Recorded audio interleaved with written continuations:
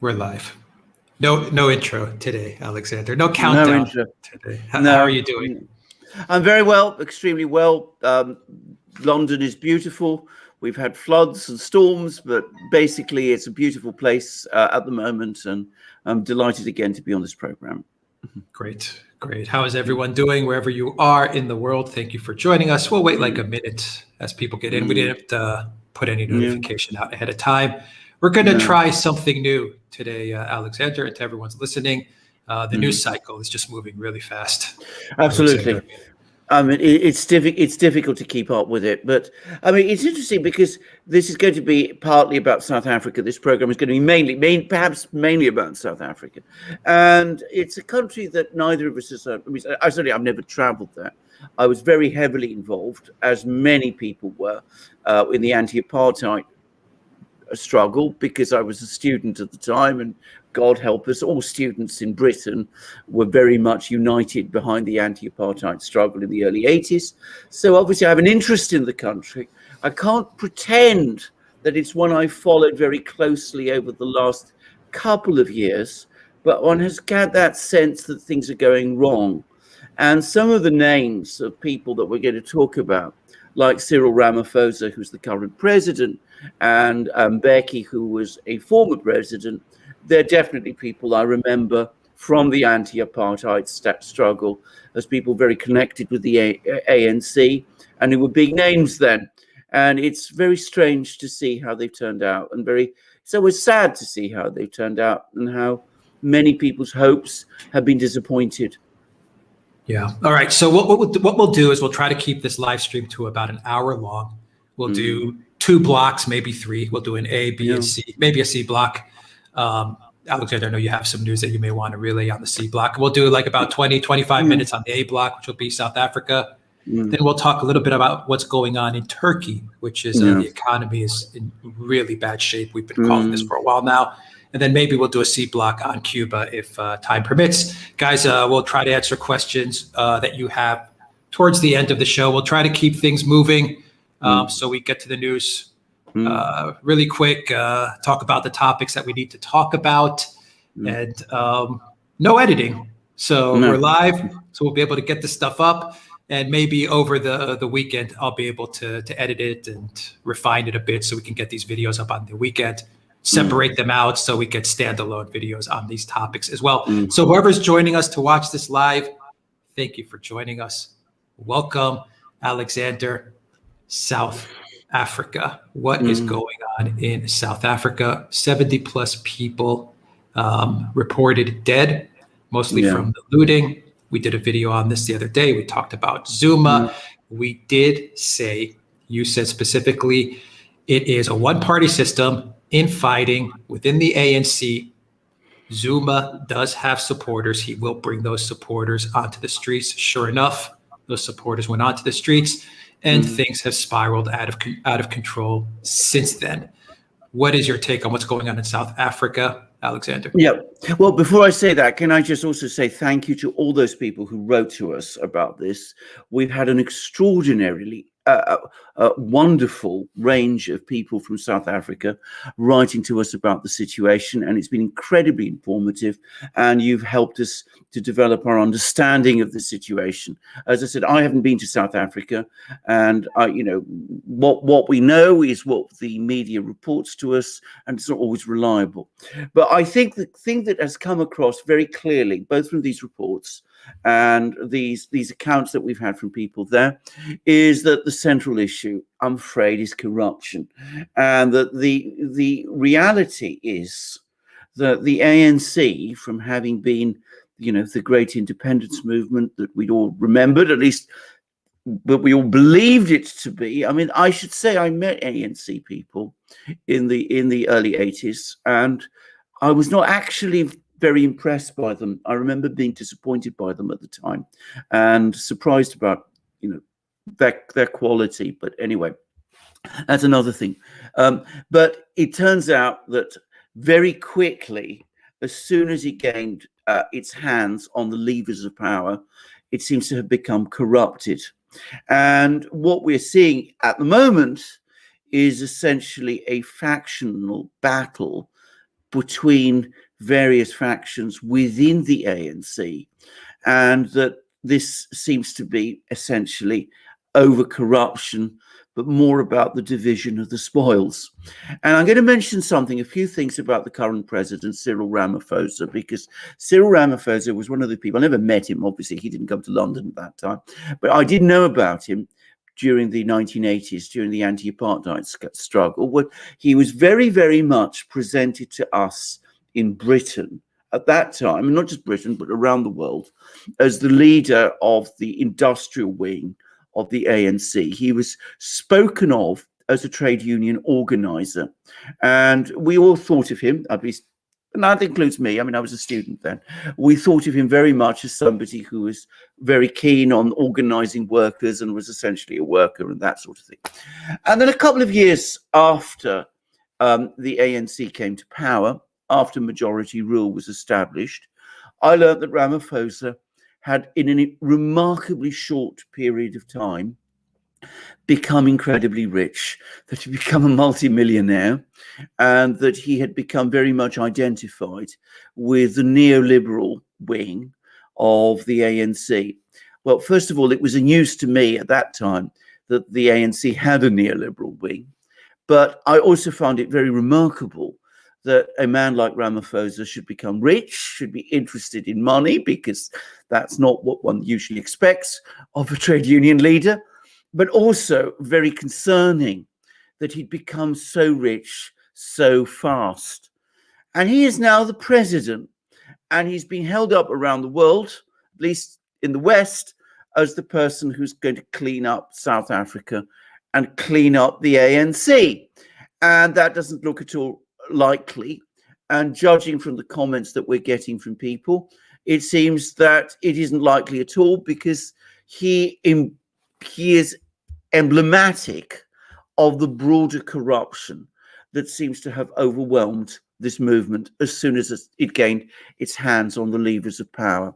And Alex, who's been going through many of these messages and letters that we've been getting from viewers in response to our previous video, has said that one of the major sources of corruption was a decision that was made right at the beginning when the ANC gained power for ANC representatives to sit on company boards. In other words, to have ANC cadres involved on the boards of private companies. And this immediately and very rapidly opened the route for corruption, because it enabled those ANC cadres who were not necessarily business people, who didn't really take an interest in the businesses of the companies. They began to see that as an opportunity to use those companies in order to enrich themselves.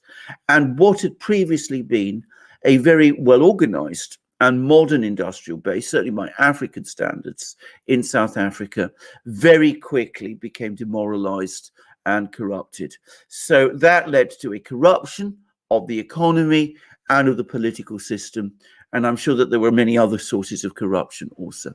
So this is the underlying story. This is what underpins the crisis we're seeing at the moment. Apparently, Mbeki represented a faction within the ANC that was hostile to Zuma. Zuma's faction won out. Zuma was perhaps more corrupt, or at least the people around him were more corrupt than Mbeki's were, and more powerful, but they won through. They have lots of support amongst people who either benefited from their patronage and client systems, which is very much a feature of corruption systems, but also they're able to play on the various divisions and communities that exist in South Africa. And we now see another grouping, which is led by Ramaphosa, which appears to have taken power. And the concern is this is all going to feed on itself. And South Africa, which could have become, and many people hope would become, the leader of Africa, a modernizing force within Africa, will instead start to spiral down. Right. So, Alexander, from what I've done in my research and from the user messages and emails, and once again, thank you to everybody that reached out to us. We really appreciate it. This is an important story. And I was just looking in the live stream, and I forgot who wrote the message, but someone said South Africa is a crystal ball for the rest of the world. Whoever wrote that, Really nice comment there. Yeah. I believe that is true. South Africa does appear to be a crystal ball for where the world is heading. How common is it to have, in your mind, in history or even today, current governments, one-party systems? I believe, real quick, is it fair to say that the ANC is a socialist party for the most part? I think that's fair to say. Well, its underpinnings, yes. It certainly began that way. That was very much how we all thought it was going to evolve, that it was going to establish a socialist system in South Africa. And of course it didn't. Well, at least what is produced instead is corruption. And of course you could say that the one led to the other. Of course, as is always the case. But so you have Mbeki, who then gave way to Zuma and Ramaphosa. From what I understand, Mbeki was the first, I guess you would say, political oligarch. He kind of got the wheels rolling on all of this.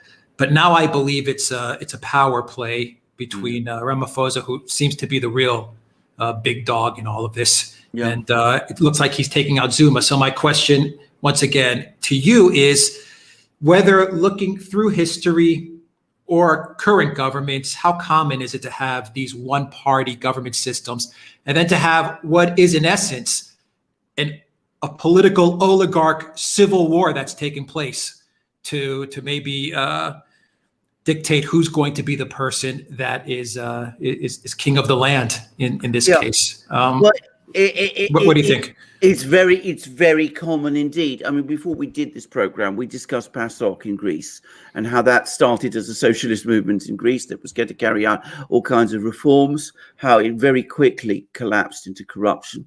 By the way, I mean, I am... And an oligarchy. And an oligarchy, exactly. And then, of course, then the various elements within PASOK turned on each other, and then the party imploded. And I'm going to say this again, you see so many similar things happen to other parties that, originate on the left. The Labour Party in Britain, there's already some elements of something like that happening now. And of course, the Democrats in the United States have taken this far further. What happens is you come to power, you say that you're going to carry out enormous reforms. This is very attractive, very popular with many people. It looks like this party that's going to come to power is going to transform the country, make it much better. Then what happens is the party gains its hands on the levers of power. It entrenches itself. It becomes deeply corrupt. And then when it feels secure, the various factions within the party turn on each other, because it then becomes a battle within the party over the division of the spoils. And I'm afraid that person who said that this is the crystal ball for the future of all of us, I'm afraid he said a lot of truth, because it's certainly a possible future that we could be facing if we don't act carefully and intelligently and take the right decisions.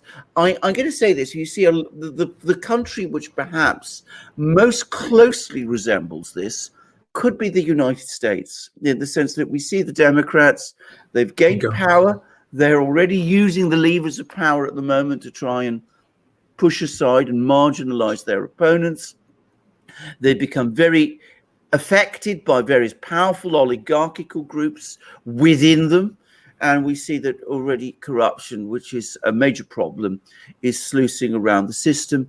And dare I say it also, and here I have to be very careful, we've also seen how they're also able to mobilize in the same way that Zuma supporters are doing on the streets against their opponents too.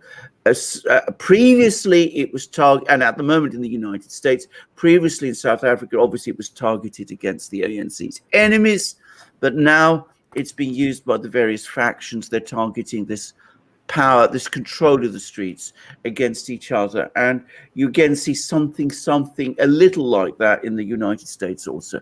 Obviously, there are also profound differences. I don't want to pretend that the countries are in the same place, but I do think it is an insightful comment.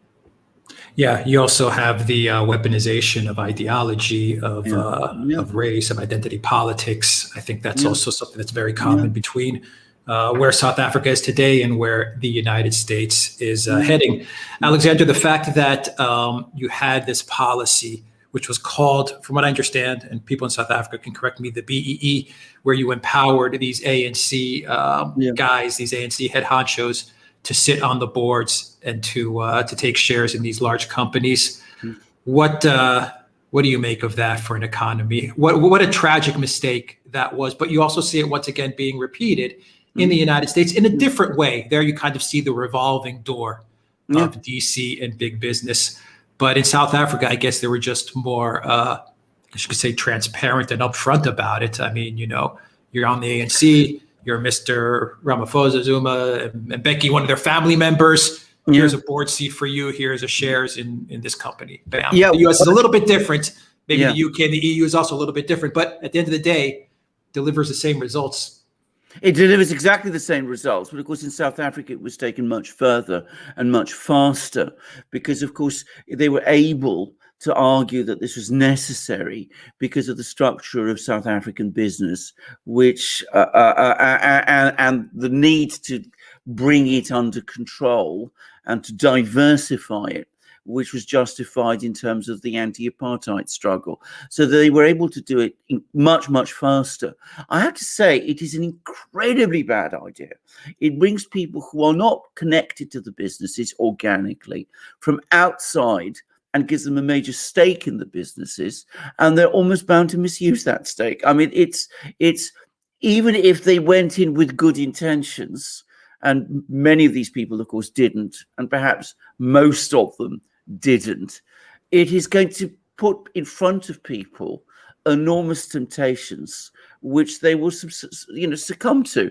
By the way, now I want to say this, it happens in Germany too. I mean, in Germany, you have situations where union representatives are able to sit on the boards of some companies.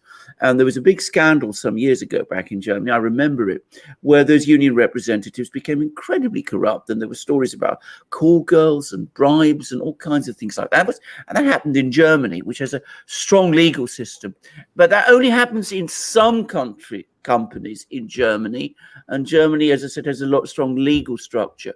Doing it pervasively across the economy, bringing in political cadres and giving them positions in companies in that way disrupts organically the work of those companies.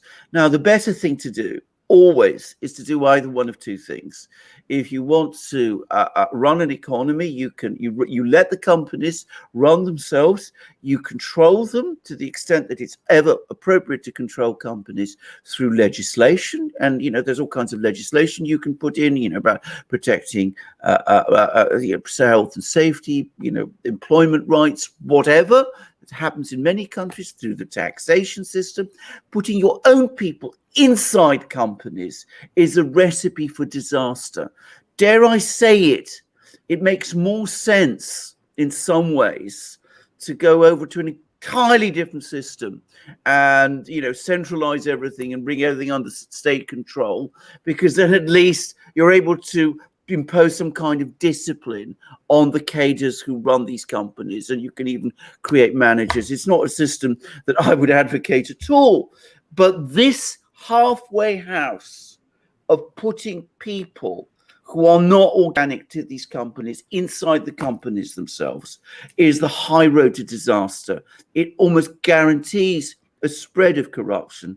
And given the realities of South Africa, it's unsurprising that it happened so fast. And the same, by the way, is to a great extent happening in the United States. And you talked about the revolving door. It's particularly notorious in the military-industrial complex. It's particularly affected, in my opinion, parts of the military, but you also see it in parts of the civilian economy with civilian financial people, bankers, for example, going into banking, then going into the taking again important positions within the US government, and then being able to trade on those positions in order to get even better jobs in business. Janet Yellen springs to mind. I mean, she's part of that revolving door. And we see the same in Britain, where it's now becoming apparently established practice for senior civil servants when they Previously, it was when they retired, they went into private business. Now, apparently, they're able to do that whilst they are actually in post. And that's a terrible thing. And as I said, it's going to create enormous problems. Government and business should be kept apart. I mean, you can control it through legislation, and you need to be careful what you do, but that's a democratic mechanism of control. Trying to do it in this way is a disaster. It guarantees corruption, and that's what's happened in South Africa. Right. So I want to keep on moving towards the economy step by step. That'll be my next question. But before we get there, we talk about corruption of the government. Ramaphosa, from what I'm understanding, is a multi-billionaire. Obviously, there's a big problem with that, especially if he made his riches while in government. It's a huge red flag. But we can talk about industry, but we also cannot discuss South Africa without talking about farmland. And that is also a big issue. Throughout history, Alexander, we have seen that when these types of socialist governments take power, and I'm sure you can draw through a lot of historical references, there was always the effort for that socialist government or that government to try and redistribute land. Obviously, I think the most well-known case is obviously the Soviet Union, for example, and you can get into that. But we definitely have seen this in South Africa as well, and many of the farmers, many of which are the white farmers who understand the business of farming, which I think is at its most essential level, the most important part of it, because this is a building block of any industrialized economy. Any economy is understanding the business of farming and feeding the people and exporting whatever you grow or produce. We have seen now the South African government, the ANC, and other smaller parties wage a war on these farmers. Of course, we have to be careful and not get into too much detail because of the YouTube censors, but things have turned over the many years very violent towards these farmers. And how do you think that affects the economy of South Africa? And I imagine that was a huge part of bringing the country to where it is today.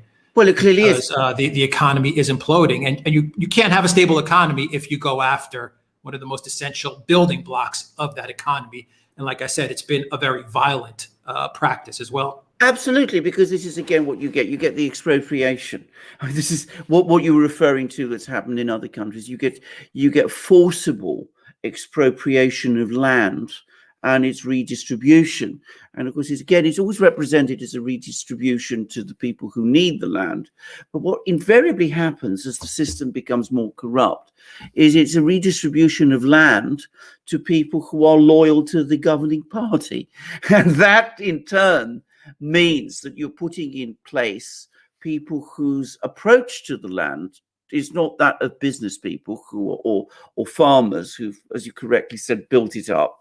It's of people who are self-interested. They will take what they can as quickly as they can because they have no fundamental interest in developing it, and they don't know how. Farming is incredibly difficult. If anybody who's had any dealings with people who are farmers, which I have, by the way, knows what an extraordinarily hard job being a farmer is. It's not easy at all, especially not running, a successful commercial farm in today's world. Often the margins are extremely tight, and you have to make very, very difficult decisions at various times. So putting people who don't understand it, who think that they can make money out of it quickly for themselves, is a recipe for disaster. And what you do at that point is you disrupt the workings of your overall economy, and shortages appear. Inflation takes off because food inflation is the most sensitive form of inflation of all. And when food inflation happens, one of two things happen. Either governments try to control food prices, which invariably and always leads to shortages and to a growth in the black market and to more corruption.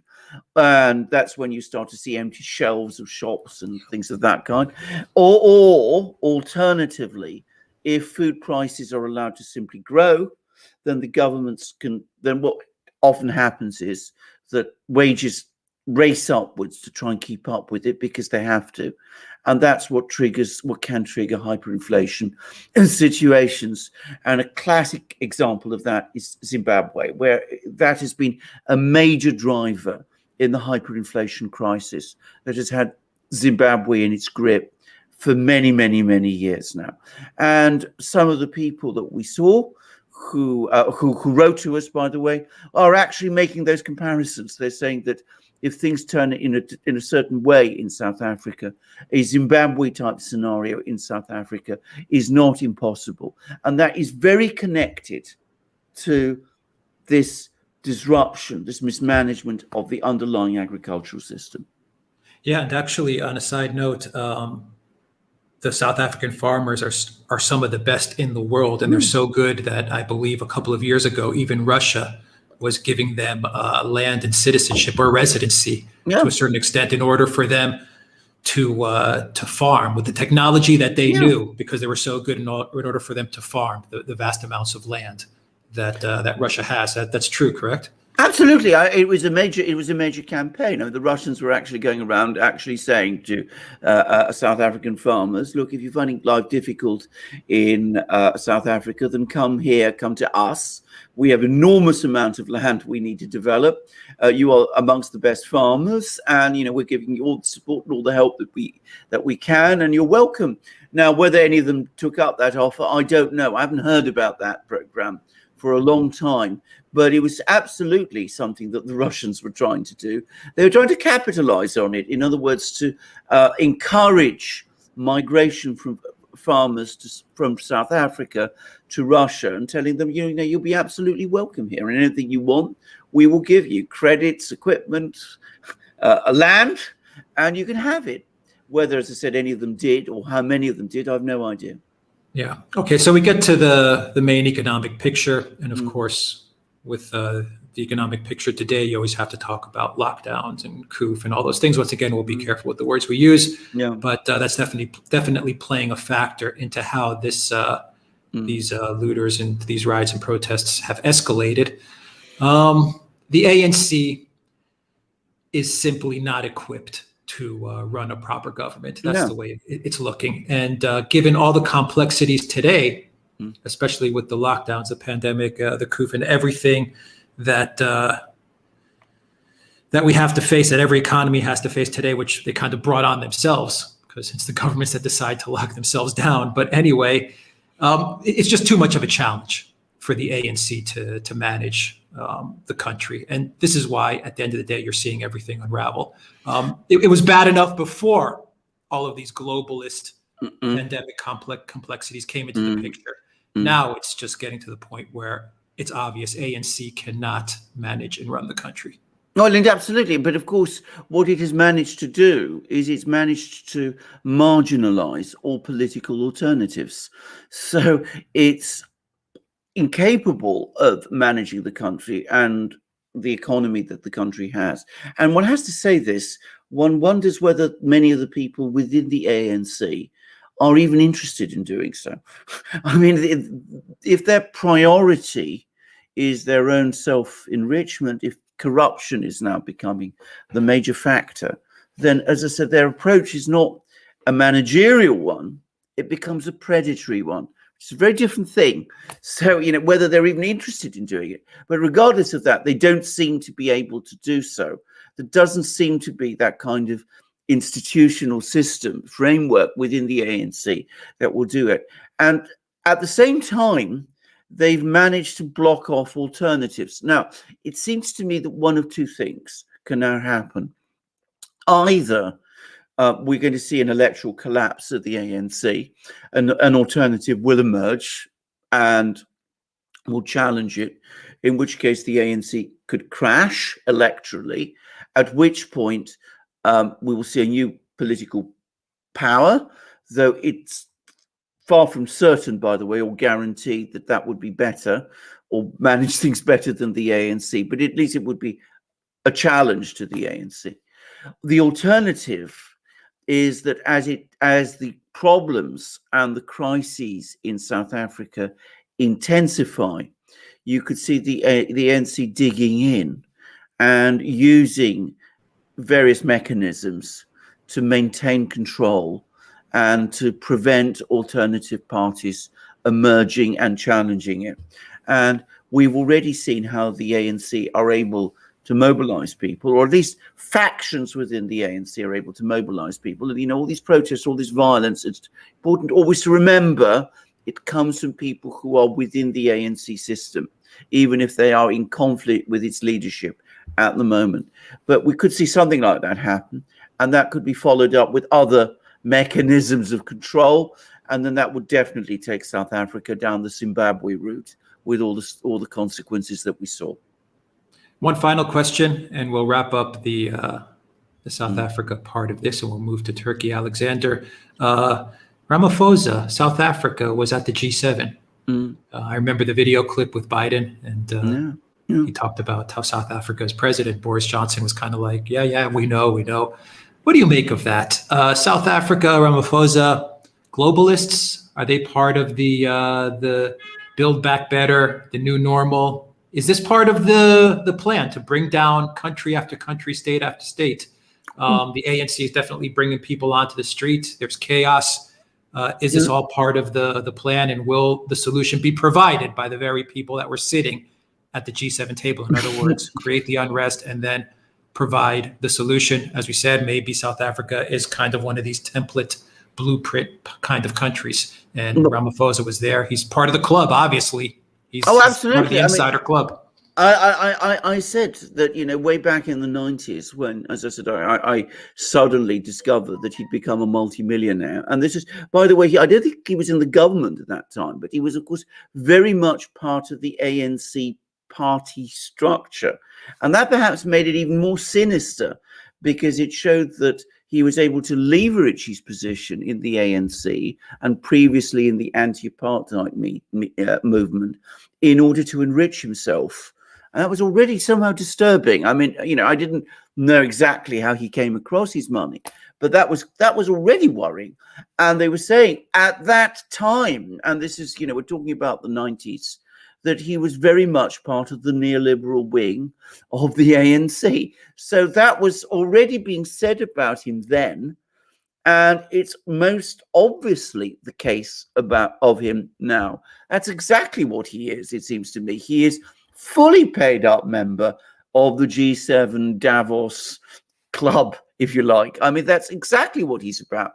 Now, to what extent these people who meet at the G7 have conscious plans, whether Ramaphosa, for example, is deliberately creating a crisis within South Africa because he's a paid up member of a club which has an overarching plan, that I doubt. I don't think he's that involved or that sophisticated, but it doesn't really ultimately matter whether they plan it or not.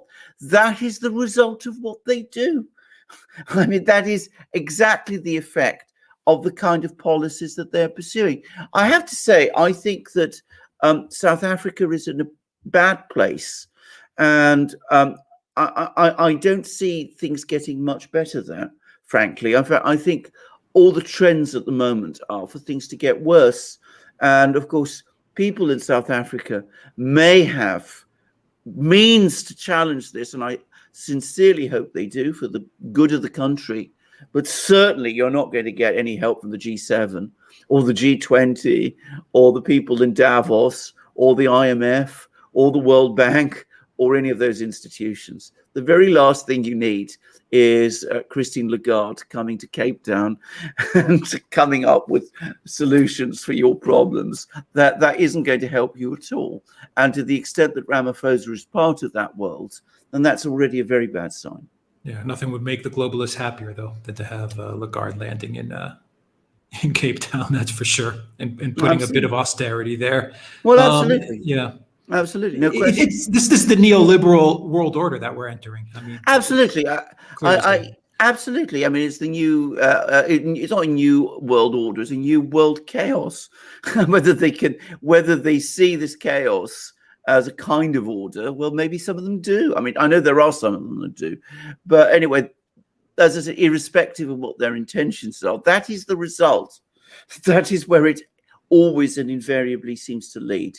And I think that person who said that the template of South Africa, what's happened in South Africa, points to what may one day happen elsewhere, is actually spot on. And as I said, you can already see some of the trends in the United States. I mean, if Zimbabwe today could be South Africa's future, then, you know, South Africa today could be the US's future. Just think of that. Yeah. Mm-hmm. And for South Africa, I just don't know what would be an alternative party. Actually, the alternative parties, many of them are much, much worse. Absolutely. I mean, this is the great problem. I mean, in a system which has blocked off alternatives, those alternatives which do appear aren't really alternatives. They're simply further ways of doing the same thing, which makes it worse. It's by the way, another problem of having a single ruling party in control, which is that it creates a desert. It creates a political desert, which prevents other ideas and other forces from emerging. So instead of a, you know, dynamic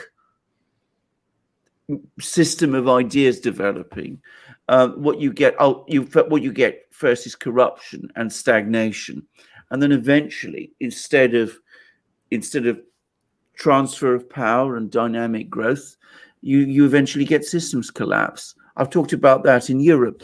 The United States is already threatened with that. And I'm going to say it straightforwardly. I don't think Russia is immune. I think they need to think about that too, because as I said, the present power structure there has also been entrenched for a very long time.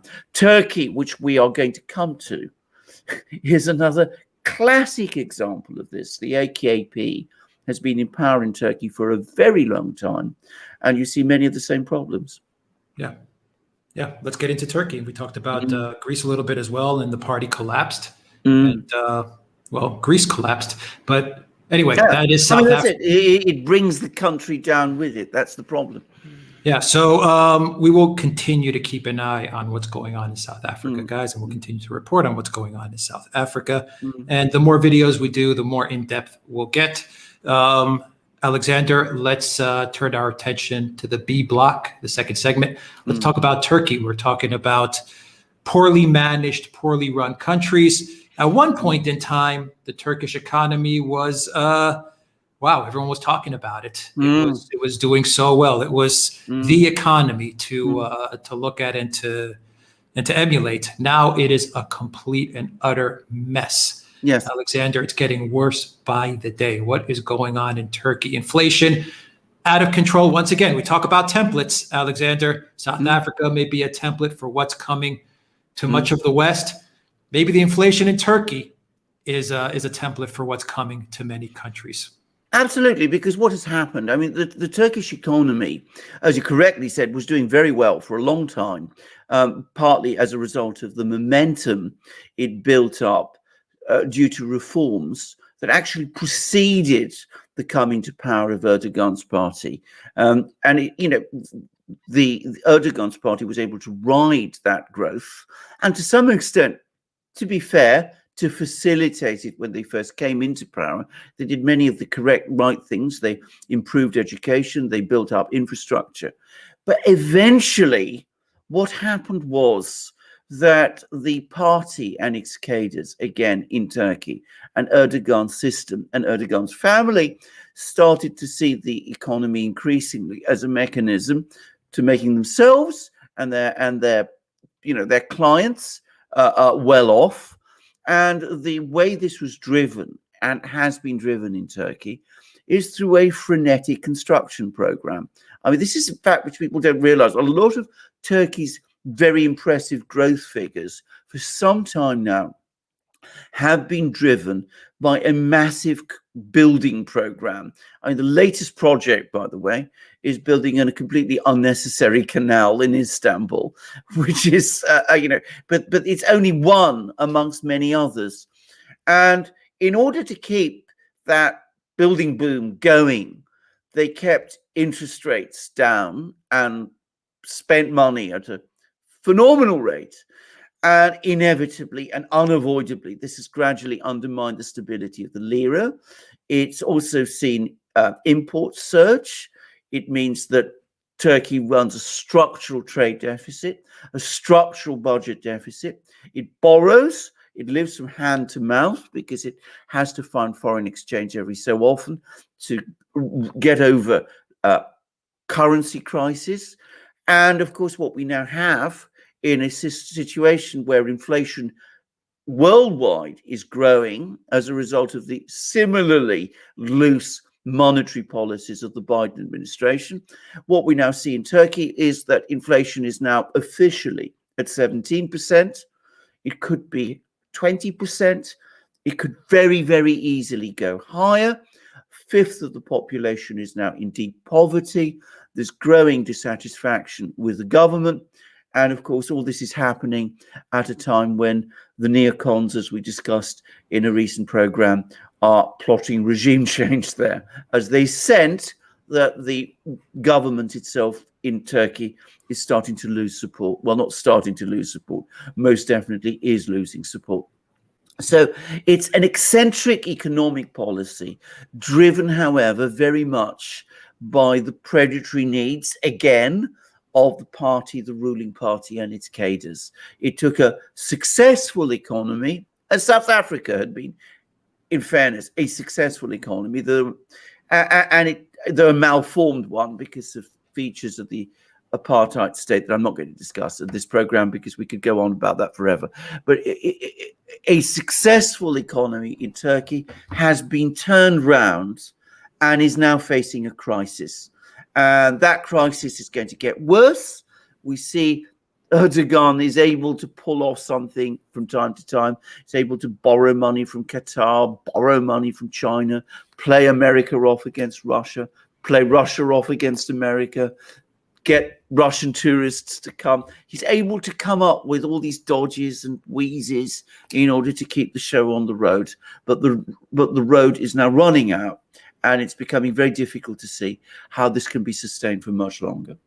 You know what it sounds like? To be honest, it sounds like a Ponzi scheme that Erdogan is running. I'm going to play these guys off against these guys. I'll borrow from these guys, Qatar. Tomorrow I'll pay off Qatar and borrow from Russia. And then from Russia, I'll pay off Russia and borrow from China. Then I'll go to the US and tell them I'm going to buy F-35s. Then I'll buy those F-35s and I'll go to Russia and buy the S-400s and I'll pay these guys off. It just sounds like one giant Ponzi scheme. And we know what happens when a Ponzi scheme runs its course. The balancing act between Russia and the United States is something that Erdogan has been trying to pull off. He's going to fall from that balancing cord. I think that describes it exactly. I think that is exactly what it is. And there was a fascinating article in Al Monitor, which is a British-based website that covers the Middle East, including Turkey. And I mean, I understand that Al Monitor has its particular views, and I don't treat it as by any means a definitive account of Turkish affairs. But what it discussed is exactly what you said. I mean, a couple of weeks ago, when the new administration took power in Washington, Erdogan decided, well, he's got to do something to improve relations with the Americans because otherwise they could impose sanctions and that might cause the whole house of cards to collapse. So he started doing all sorts of things. He started cozying up to Zelensky in Ukraine. He started to talk about sending troops to Afghanistan. He did all sorts of things to try to make the Americans happy. And of course, by doing all of those things, he then started to make the Russians happy. And of course, he needs the Russians because the Russians are major now trade partners of Turkey. And of course, their tourists are a major provider of foreign currency to Turkey. And they are also very important to the Turkish tourist economy, all those Turkish restaurants and Turkish hotels that rely on Russian tourists. And bear in mind that part of the business community in Turkey historically have been amongst Erdogan's supporters. So he has to send his foreign minister now to Moscow, try and make up with the Russians, tell the Russians all is well with us and you, and this canal we're building in Istanbul isn't going to affect your national interests, and we still want to pursue our partnership, and we're not going to give up on the S-400 missile system. It's exactly that. It's playing one side off against the other. And Al Monitor says, and it was very interesting, that even the Turks now are becoming exhausted by this, because it's becoming such a tiring thing to keep it up. It's like the juggler who has to keep the balls up in the air, and he can't stop juggling ever, because the moment he does, the balls will crash. So this is already causing exhaustion in Turkey within the government, with more and more people wondering how much longer Erdogan is going to be able to keep it going and keep it up. So it's an extraordinary situation, and again, one has to wonder how it's going to end. Now, I have occasional contacts with Mitch Feinstein, the man who wrote Planet Ponzi, who many people have heard of, a Wall Street financier who knows all about these things. And of course, he wrote a book a couple of years ago called Planet Ponzi. And he always reminds me of something, which is that you cannot taper your way out of a top Ponzi scheme. It is mathematically impossible to do. And in the end, the maths always wins out. And they will win out for Erdogan. He can keep it up for a while, but he can't keep it up forever. Yeah, he's making John Bolton's job a lot easier. Yeah. And, you know, we said in the video that we did about Bolton and his new think tank, his new nonprofit, whatever it is, that's targeting Turkey for regime change. Yeah. It's good. If he really wanted to, it would be a pretty easy task to convince the Biden White House, or certain parts of the Biden White House, say the neocon, neoliberal parts of the Biden White House, to crash the Turkish economy. I mean, if they really wanted to pull the trigger and crash Turkey, and if John Bolton, who knows his way around Washington, found a way to lobby and successfully lobby to get that done, it would be game over for Erdogan, correct? It would be, absolutely. I mean, he's managed to maneuver Turkey into a situation where it is dependent economically on both the United States and Russia at the same time. To be clear, more dependent ultimately on the United States and Russia, far more, because of course the US could impose sanctions, it could do all kinds of things, what with its position as the reserve currency. But it also needs Russia at the same time. So being economically dependent to two hostile blocs at one and the same time is a very bad position to be in. But regardless, even if Erdogan was able to pull off the trick of being friends with the Americans and the Russians simultaneously, which is difficult to do, then it would still not help him, given the kind of economy he's running. You can't run this kind of economy in which you borrow, you spend, you buy imports, you play off one side off against another, you go from one place to another and borrow money. You can't do it forever. Sooner or later, it catches up with you. And going back to the parallels with South Africa, again, there's apparently been more and more exposure in Turkey of corruption. It's important to say that Erdogan controls nearly all the media in Turkey. Apparently 95% of the media does his bidding. If you don't in Turkey and you're a journalist, you run all kinds of risks. But already we talked about some months ago about that gangster who was doing all those broadcasts via YouTube. And we already were speculating that this was a sign that some people in Washington and elsewhere might be looking for regime change. Anyway, he's still apparently active. And what is making him gain traction is that many of the things that he's saying apparently have elements of truth. And we see that at the moment, apparently the government is telling Turks that they must be frugal, that they must exercise frugality and tighten their belts. And all across social media, there are pictures of how the cadres of the ruling party go on holidays, drink champagne, despite being, Muslims, build themselves enormous palaces, of which, by the way, the biggest in Ankara is the one that Erdogan himself has built for himself. And the fact that they preach frugality and austerity, but don't practice it. Yeah, absolutely. Let's wrap this video up, Alexander, with this block up with a question on the geopolitics of the canal.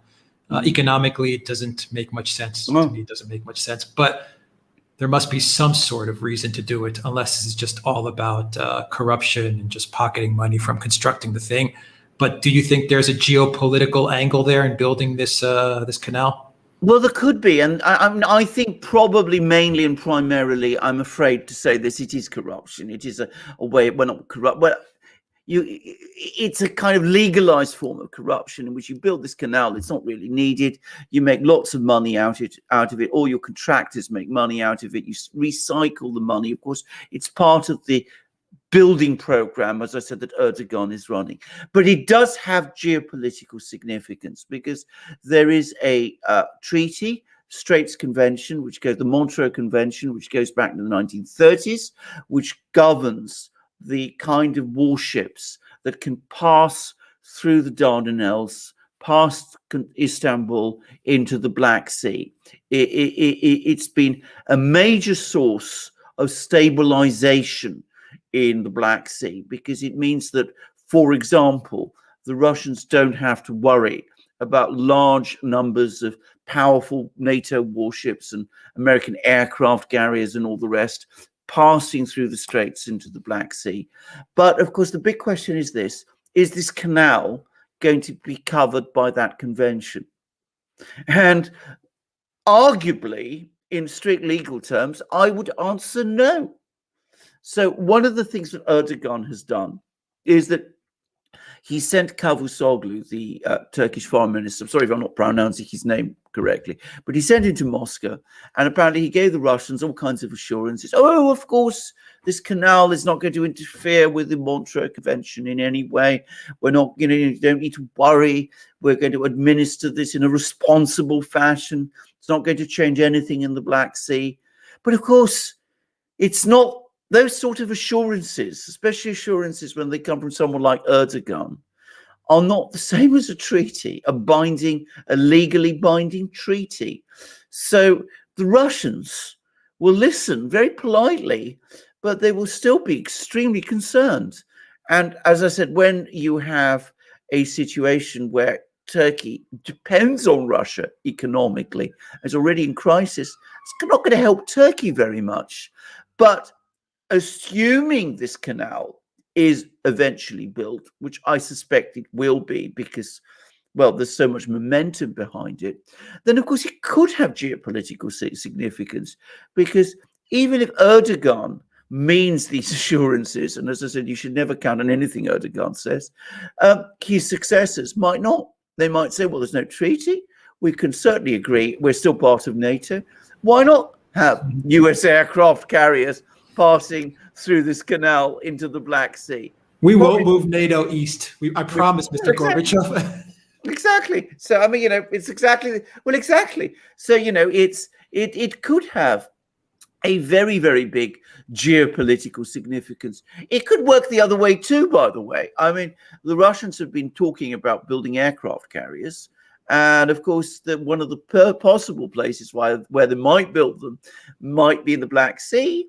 If they were ever to get Turkey on side, which I don't think for a moment, but if they were, well, the Straits Convention arguably prevents them basing aircraft carriers in the Black Sea and sending them through to the Mediterranean, but they could use the canal to do it. But realistically, that's not going to happen.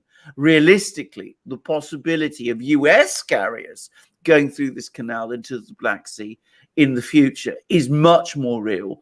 And you can understand why the Russians are worried. All right, great. We'll end it there, guys. And we'll move over to Cuba real quick. Thank you, Valies, very much for moderating this live stream. Alexandra, we'll do a C block, an extra segment of this live stream. We have some more news coming out of Cuba. We did a video yesterday on the protests in Cuba. I've gotten a lot of emails that have noted that there were counter protests that were larger. The protests, in other words, pro-government protests that were actually larger than the anti-government protests.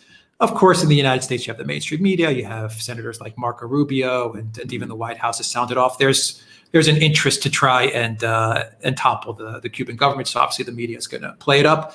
But there were protests. There were protests against the government, and that is very rare to see in Cuba. And of course, we have to make note that there were also protests for the government, which were very large. But Alexander, you have some more news on Cuba, Absolutely. and it has to do with Castro, the name Castro. Indeed. Can I just quickly, very, very quickly talk about the counter protests? Because one of the most typical things now is that some of those photos that were circulated in the mainstream media of the Cuban protests were actually, as the viewers correctly said, the readers correctly said, the bigger pro-government protests. The media took them and recycled them and pretended they were the anti-government protests, when in fact they were the pro-government protests. And there were also protests that happened in Egypt, for example, which were represented as being part of the protests in Cuba. All sorts of bizarre things. And this happens so often now that I've stopped thinking it's just chance. But anyway, Cuban government's clearly under pressure. I mean, regardless of who's behind this, and I accept, by the way, that to some extent, the usual regime change people in Washington undoubtedly have had a hand in this, but there's also objective causes why this would happen. But anyway, we discussed on that program that we did very recently on these protests, the fact that there is Cuba is going through a difficult transition period. Raul Castro, the second Castro brother, had recently retired, and that this was already going to create problems because the new leaders don't have the charisma and legitimacy, perhaps, that the Castro brothers did. So what has the Cuban government done in response? Well, they've obviously called together an important meeting of the Politburo of the Cuban Communist Party, which is, of course, the highest organ of the Cuban Communist Party, and in effect, the government of Cuba, the central government of Cuba. And who do they invite to this meeting?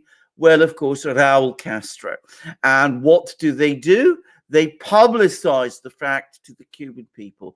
They say Raul Castro may be retired, but he's still there.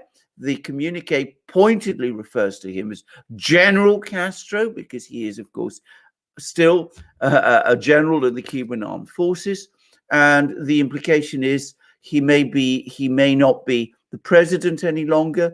He may not be the Secretary General of the Cuban Communist Party, but he is still around. He still backs the government. He's still able to step in if we need him. He is still there. The Castros have not gone. They are still around. So it's in effect an attempt to use the name of Castro and perhaps the personality of Castro as another factor to rally popular support behind the government. And I would just also add that there's been now a whole string of statements from Cuba's likely backers.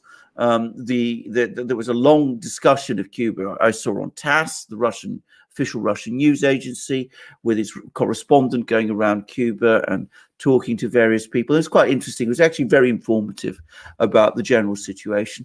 But perhaps more interestingly was a big article which has appeared in Global Times, which basically said exactly the point that we made in the program, which is that China and Russia will back Cuba economically, but they do want to see reforms carried out there. They do feel that the economy at the moment, as it is structured, is unsustainable, and they want it to become a more conventionally run economy, one which they feel it will be worthwhile supporting.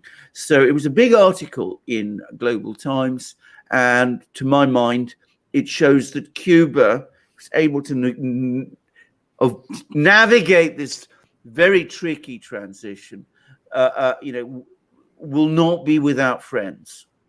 Smart move to bring Castro in. Absolutely. My final question there is, this may be a make or break moment, but it seems like it is a make moment for President Canel, who we don't really know much about him. No. Miguel Mario Diaz-Canel, a Cuban politician serving as president of Cuba since 2019. Yeah. It seems that he's navigating this, for the most part, pretty well. For the most part. Well, yeah. This is his first big test. I agree. It's his very first big success. I should say he became president in 2019, but he only became general secretary of the Cuban Communist Party a few months ago.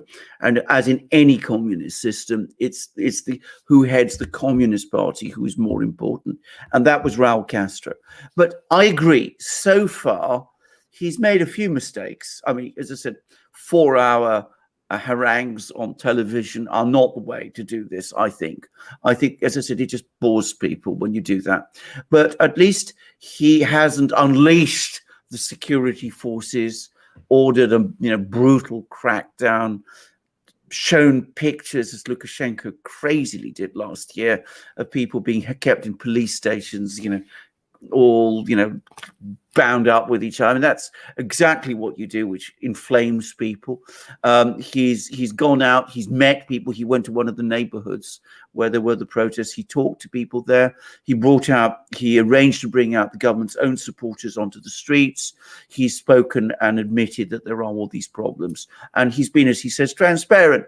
To some extent, he has been. So yes, he is dealing with this matter with some deftness and skill. We'll see how long he's able to keep it up. As you said, it is the test. My own view, and I've said this previously, I think the government is going to be very tested in Cuba. I think it's going to have a tough year, but I think it will come through. I think the system has enough resilience and legitimacy to come through. The fact that they've cleverly brought Castro back, I think, helps them. I mean, it does show that the old warrior is still there, and he still gives key support and legitimacy to the Cuban Revolution. And I think it's just enough to pull it round. And I think that both the Russians and the Chinese will help eventually. And let's not be entirely negative about Cuba. I mean, it has a health system which is envied by many countries. I would stress, by the way, because people who I know who've accessed it, it is very much the kind of health system you would find in a country of the global south. It's not, like Germany's, for example. I mean, we mustn't make those comparisons. But for a country like Cuba, it is indeed a very advanced system. They've developed medications in an extraordinarily short time. For a small country, that's quite a thing. France has failed. They've apparently succeeded. They have they're an educated population. So, some things have been done right. If they are able to build on them, reform their economy properly, avoid a crisis, then Cuba could do well. I mean, it should do well. It's got all the means to do well, but it's got to carry out those reforms. It's got to reorganize it, restructure its economy. That could create hardship, but if it's able to maintain stability and manage the transition well, then it could boom in the way that China did and Vietnam has done, and it could achieve something similar too. The last thing it needs, this is my own view, I know many people won't agree with this, but the last thing it needs is a prolonged political crisis, which would disrupt that process of reforms, which, it has to be said, the government must stick to. So it's got to remain controlled, and we shall see whether it's able to do it. And then once you get those economic reforms done, you start to think about political ones. And, let's not discount the importance of those also. Yeah, it's going to be a tough process. It's going to need a lot of skill. Yeah. It's going to need a lot through this, because there's going to be a lot of money from the U.S. and a lot of political weight from people like Marco Rubio, who is a big player. Like him or not, he is a big player. There's going to be a lot of push to upend Cuba, and so it's going to be an interesting year for the country. Absolutely, a very interesting year, and we will see how it turns, how things turned out. But as I said, if they manage the transition well, and we do see, the Cuban economy stabilize and start to recover, because, as I said, its current economic model is unworkable. Then, as I said, we could see things turning round, and then, as I said, political change, becomes possible, but it becomes possible in a structured and ordered way. As I said, the disaster would be a collapse, an economic collapse, a new government, and with all the problems of corruption that we've seen in so many other places like Russia in the 1990s. And I'm afraid that's not impossible in a place like Cuba, which is also, let's never forget, on the great drug routes, the cocaine routes to Europe and North America, and huge potential for that in Cuba too. Yeah, let's not forget that out of the disaster in Russia, there were a few people that became oligarchs. Absolutely. So absolutely, I was and violence took off and all kinds of things. So some people became fabulously wealthy well through the 90s in Russia. And so I imagine Cuba. I'm sure there's a lot of sharks who are eyeing Cuba and looking at it in the same light. Absolutely, and sharks within the Communist Party structures. Being under no doubt about it, they're there. They are there. All right, great 3 segments, Alexander. Let's run through the super chats, guys. We're going to run through the super chats really quick because, like I said, we want to try to keep these live streams to an hour, maybe a little over an hour. But let's run through the super chats very, very quickly. Thank you, everybody, for joining us and listening to our discussion of these important geopolitical stories. Thank you once again, Valley S, for moderating. We really appreciate it. You are awesome. Let's run through these super chats real quick, Alexander. From Duazad, we have a super sticker. From Cloud Bilodu, we also have a super sticker as well. Thank you guys very, very much. Flying Boar, $5 super chat. I am an Indian South African, and I wish old South Africa to come back because 1994 was the end. Thank you very much for that. Flying Boar sent a lot. Flying Boar, $5 super chat. People misunderstand apartheid. It was there so different tribes don't kill each for example, Zulus, Bantus, Zosan, and Heros, and many more. Thank you, Flying Boar, for that. Alexander, you want to add something to that real quick? I mean, that's certainly not what we were being told in the 1980s and when I was, protesting about it. I don't think realistically it was a sustainable system, whatever. But, there's no doubt at all that South Africa had a much stronger, had a very prosperous and advanced economy at that time. But I don't think it was politically sustainable. But it was economically far more effective than what there is today. Yeah, from Valley S, $20 super chat. Thank you very much, Valley S. From Flying Boar, where are you? White South African farmers' boars being killed, and shame on both of you for not talking about it. We did talk about it. I think shame on us is a little extreme. You're free to criticize and to give us your counter arguments, and we appreciate your super chats. We appreciate you joining us for this live stream, and you're free to counter our reporting, but we are here and we are reporting as best we can. So I mean, the other thing to say is, of course, I mean, we are so the news stream is so relentless, and there's so many things going on around the world, and South Africa is not a country which either of us knows very well. So important things happen there, and we overlook them, and we're sorry. We're trying to make up. We will certainly try and focus more on it now. Just don't say shame on us. That's not it's cool. It's too hard. That's a little harsh. It's too hard. Let's see from we're out here. We're reporting. You see our faces. You know our names. So we're doing what we can to get the word out. Anatoly, super sticker. Thank you very much, Anatoly, for that. Also from Anatoly, any plans for a call-in show? Yeah, I think next week we're going to be back on schedule, right, Alexander? Yes. Yeah, we should be back on schedule with call-ins. We are going to be doing a lot more lives. Hopefully, that's the plan, is to do a lot more lives because the news cycle is moving really fast. Yes. From Flying Boar, $5 super chat. You were protesting apartheid. You don't know what you were protesting. Oh, that's absolutely true. I entirely agree with that. Bear in mind that there was no internet in the 1970s, 1980s, and it was entirely based on the information people like me were given at that time, which informed our view, and that there's no question about that. I mean, none of us traveled to South Africa. We took our news from what the BBC was telling us. Back then, there wasn't any internet either. There wasn't any internet, of course not. Keep that in mind. Yeah. From where am I?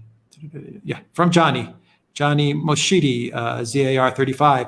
Genocide exists as much as Middle Eastern wars are not about oil and poppy. Stop lying to the world. Okay. I'm not sure. I quite understand. No, I'm not sure I quite understand. The genocide exists and that we're lying. Once again, No. you're free Well, to. I certainly don't accept the last point. But yeah, I don't think we're lying to the world. But you're free to believe that and to counter our reporting. Yes, but perhaps at some point, if you could explain your question or your point, because I'm not sure I really understand it very well.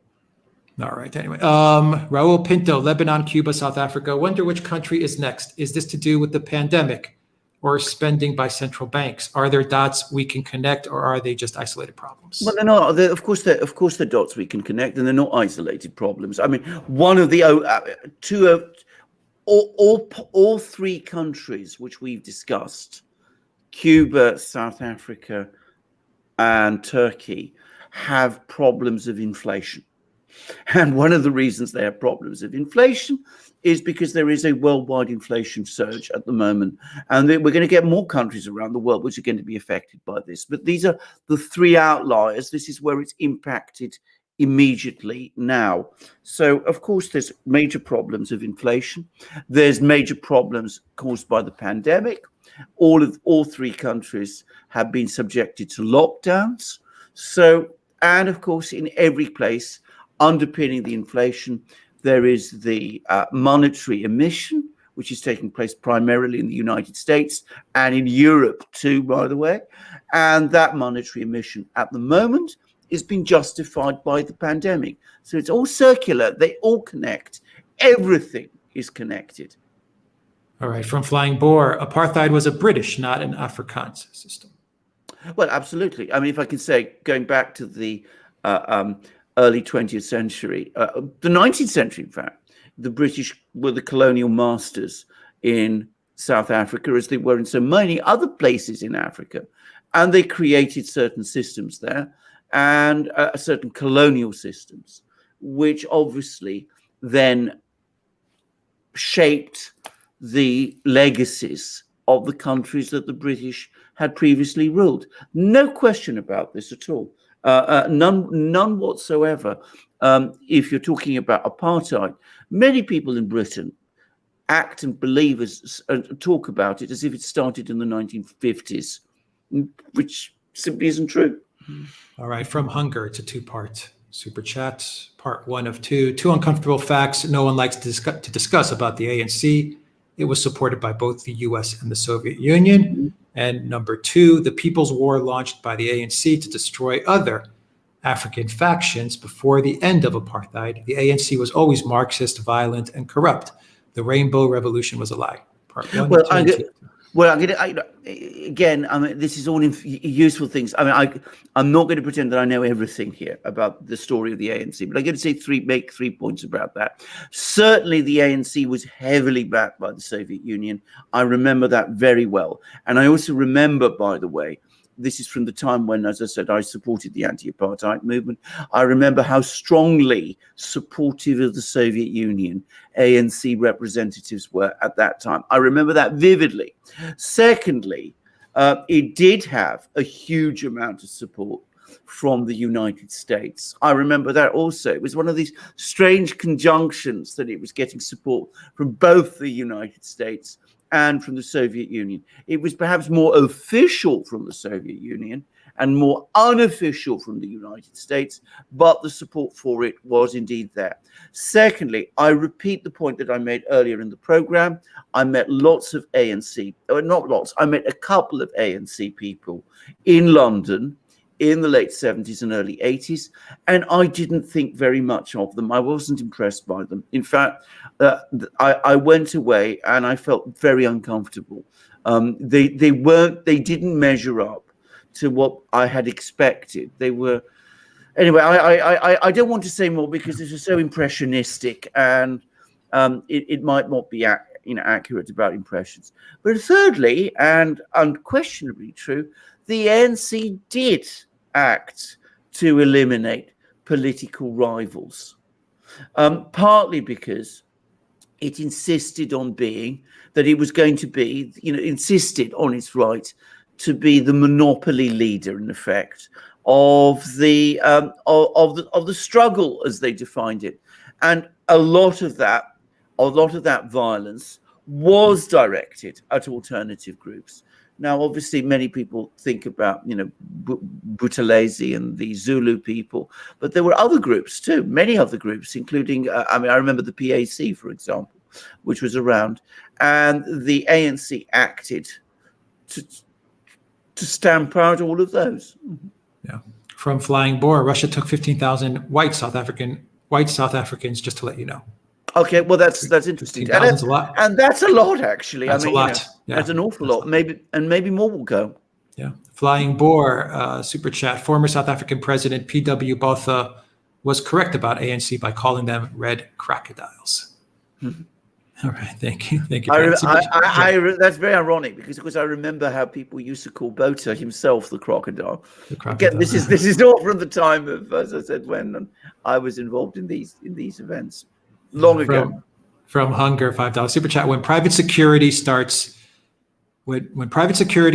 trickling down to the middle class, then the U.S. would have reached SA, South Africa, Mexico levels of dysfunction, I suspect, in 20 years. I wouldn't be surprised. 20 years? Will it take that long?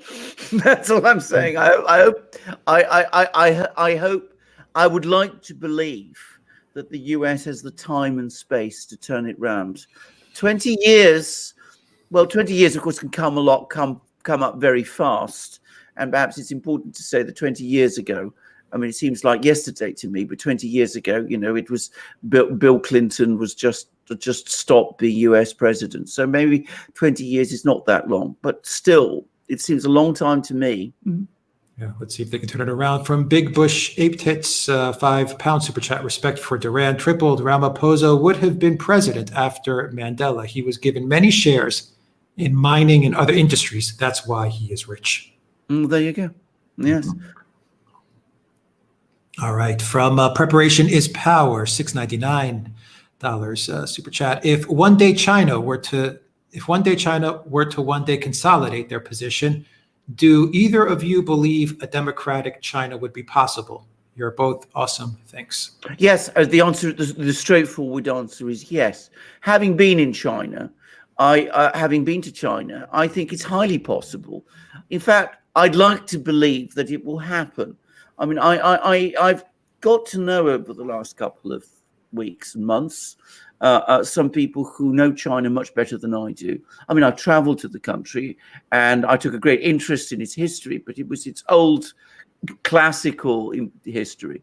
But I know people who know current China much better, and they both believe that China can become a democratic society, and that it can, and that perhaps one day it will. But they also believe that it will happen from within, and that it will happen gradually, and they don't believe it will happen anytime soon. So that's what they've said to me. But I believe it. Having been there, I think China could certainly function at some point as a democratic society. That doesn't mean it will happen, though. We mustn't fall into the trap of determinism and thinking that things are inevitable, because they never are. Yeah, true. Well said. From Rita Howe, $6.99 super chat. Thank you very much, Rita, for that super chat. From Flying Boar, $5 super chat. Today, South Africa, in sports, there is racial quota system. That's certain amount of whites, blacks, and other races. Even in jobs, they have a quota system. Well, can I just say, that is disastrous. And of course, it was the opposite, by the way. This is a point about, getting the wrong information. It's the opposite of what the ANC were presenting to people like me back in the 1980s. At that time, the ANC were saying that, they were absolutely going to treat everybody equally. That was the whole point about it. It was going to be not majority rule, actually. It was going to be democracy.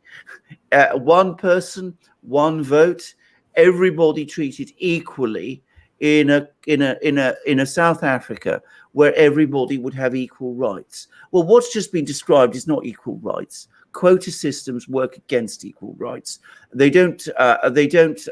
entrench unequal rights and create division and create permanent divisions within societies, which cause societies to fracture. Okay, from Flying Boar, $5 super chat. It's the white Africans who built South Africa, not the blacks. Blacks couldn't build a wheel and wagon, let alone run a country. Well, I mean, I wouldn't go anywhere near that far about the black people. I mean, and that's not in any way to say that the Afrikaners aren't hardworking and honest people. But I mean, you know, we've got to be careful. I mean, I wouldn't certainly. We need to be a little, That's, yeah. I mean, We'll let that go. Yeah. Flying Boar, $5 super chat. What's happening in South Africa is what's coming to the U.S. U.S. is being modeled after South Africa. Well, as I said before, the similarities, the parallels are very troubling, very disturbing, and Americans need to think about this. Yeah. From Flying Boar, $5 super chat. If you want to know about South Africa, have Scott from his YouTube channel, Loving Life, on your show. I'm going to make a note of that. Absolutely. Loving Life, and we'll try to reach out to Scott. From Flying Boar, for more South Africa news, bring Colonel Chris Wyatt. Let me make a note of that on your show, Chris Wyatt. And from Flying Boar, these boar farmers didn't steal any land in South Africa. They inhabited the lands. They inhabited the lands, I guess, is what. Yeah, I understand the point. The point is that now they're being violent. That land is being violently expropriated, and that's why these people are leaving and going to places like Russia. And violent expropriation of land, taking away land in this way from the people who farm it and who know how to farm it, is a guaranteed mechanism for economic disaster. And that is what is happening in South Africa now. So the fact is that these people own the land and they farmed it, and they farmed it well. I mean, create a system where people are given equal education rights, where everybody's allowed to rise and rise well, where there is equal access for everybody to university, where you prioritize law and order, where you provide perhaps a proper social policy, a stable social policy, then you achieve that country, that democratic country, which the ANC was talking about. If you start imposing quotas for sports teams and expropriating land in this way and driving out people and doing it violently, then you're not going to achieve a democracy. You're not going to achieve a stable society.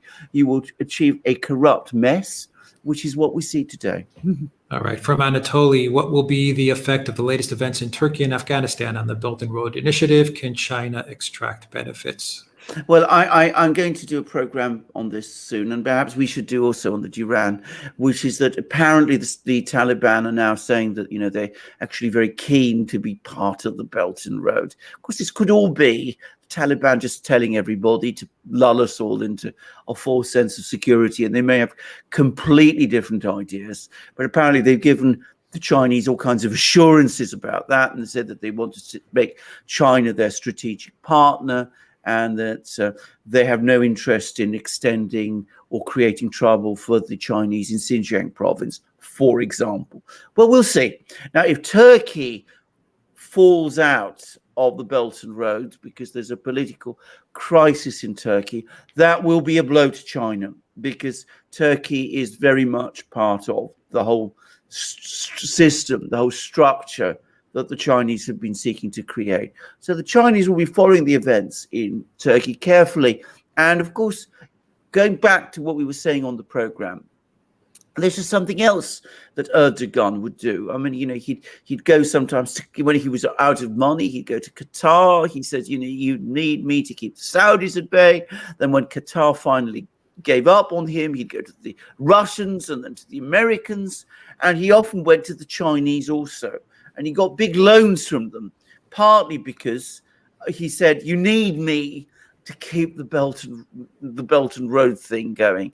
So the Chinese will be worried and concerned, but they must also be as exasperated with Erdogan as everybody else, because he's used his position in the Belt and Road in a most irresponsible way.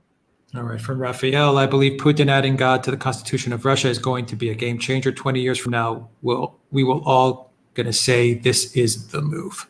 I agree, it is a good move. Yes. An interesting move in today's world. Yeah, do you want to say?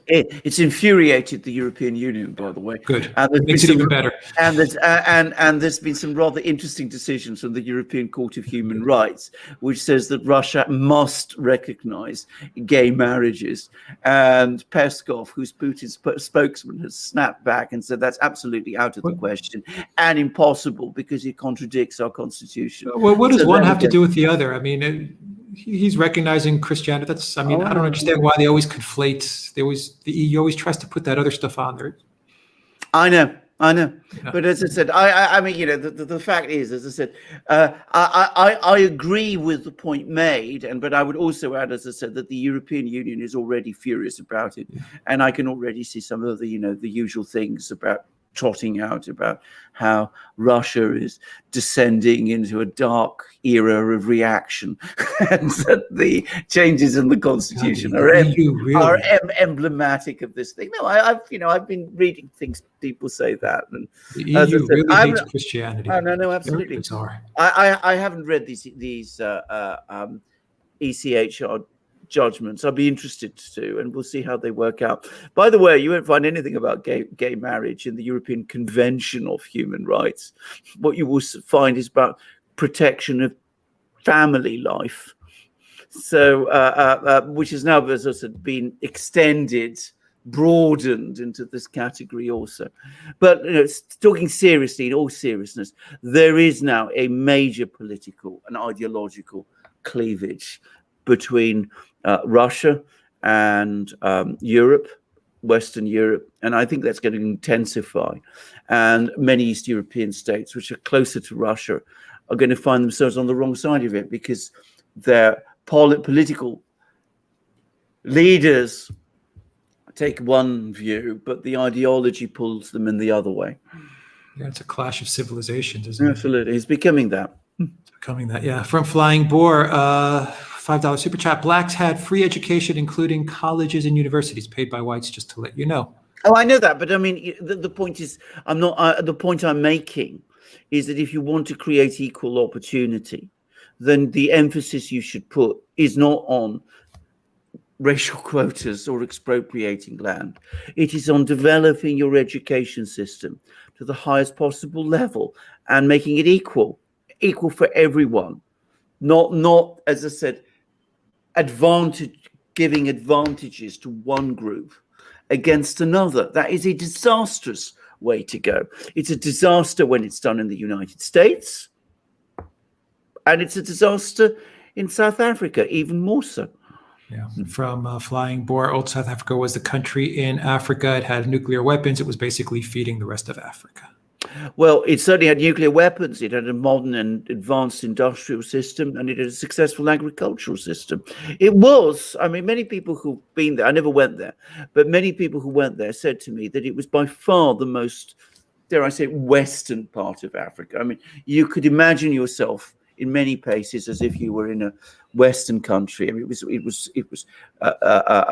it ran with the same efficiency, and you could get all the same things that you would find all the same things that you found in the West. But let's not also claim that all was perfect then, because it wasn't. I mean, there were many underlying problems. If there hadn't been, it wouldn't be where it is now. Yeah, from Flying Boar, for more South Africa, bring John B. Wells. From Caravan to Midnight, Colonel Chris Wyatt and Scott from Loving Life on your show. Yeah, obviously. We will definitely look to reach out. From Rit Nimiar, Forza Squadra Azzurra, Rome has conquered England again. Never underestimate Italy. Indeed. Bonucci, Italian wall.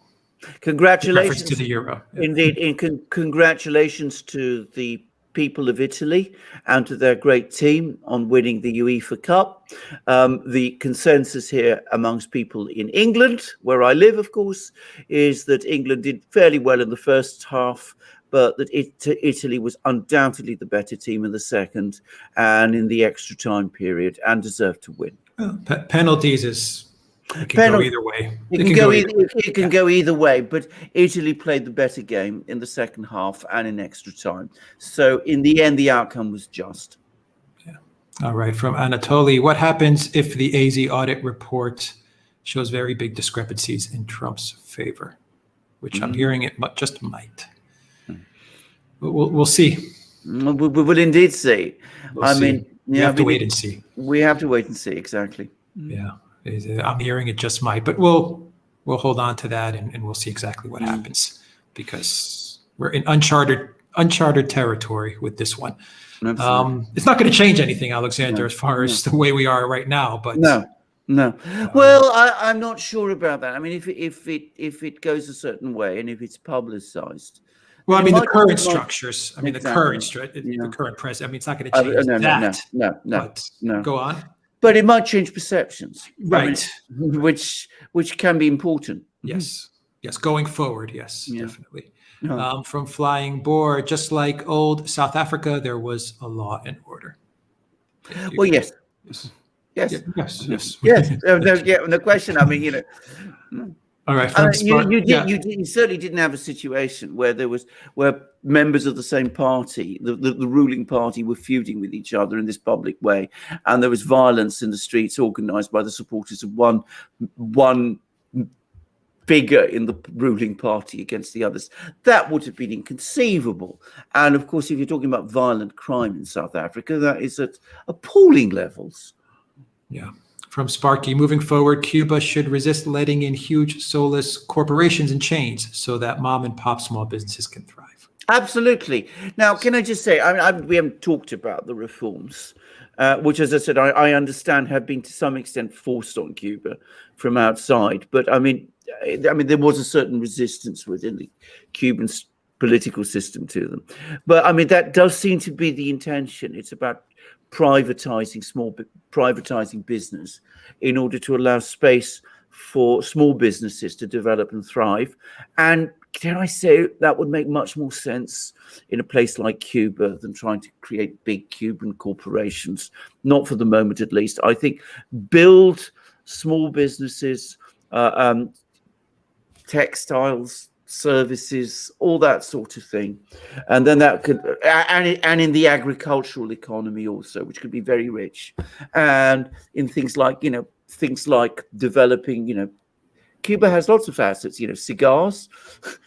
Cuba could develop a good cigar in businesses. Many of the cigar plantations, the tobacco plantations, remarkably are still privately owned, but you could build on all of that, develop those things, develop fashion industry, maybe. I mean, I'm talking a bit off my head here, and some of this may not be realistic for the immediate term, but you can do it. You can build mom and pop businesses, exactly as you said, and then eventually you can evolve into something bigger and stronger. But that's what you need to do now in order to stabilize the economy, put food in the shops, put goods in the shops, give people a sense that they have a future, that they're not just being educated to no purpose because there isn't really very much for them to do.